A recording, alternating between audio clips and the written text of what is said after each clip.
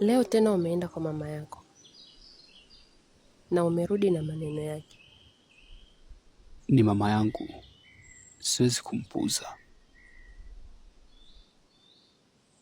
Sijasema umpuuze, lakini unanifanya mimi sina nafasi. Biblia inasema mtu atamwacha baba yake na mama yake na ataambatana na mkewe.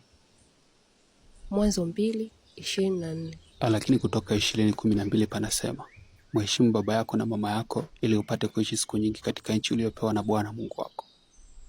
Heshima sio kunifanya nionekane adui. Kila tatizo letu unaenda kulipeleka kwa mama yako. Natafuta tu ushauri wake. Lakini unarudi na hukumu juu yangu.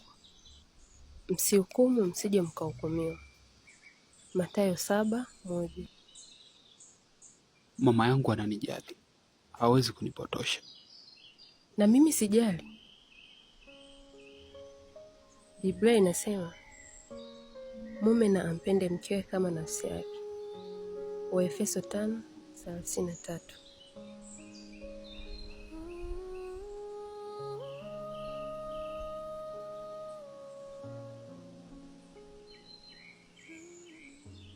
Nakupenda, lakini mama yangu ni sehemu ya maisha yangu.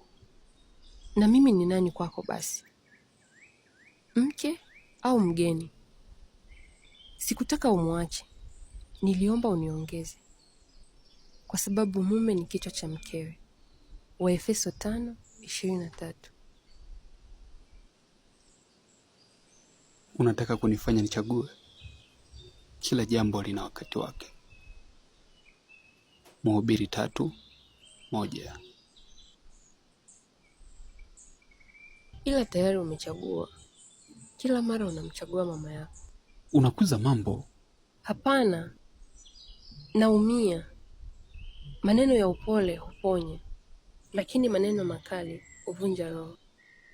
Methali 15:4. Basi unataka nifanye nini? Nataka uwe mume wangu, sio mtoto wa mama yako kila wakati.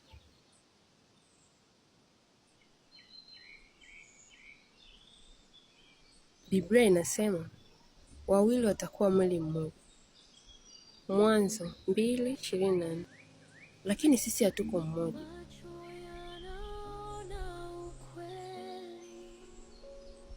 Subiri. Nimechoka kushindana na mama yako. Nachagua yule yule anayenivunja kila siku.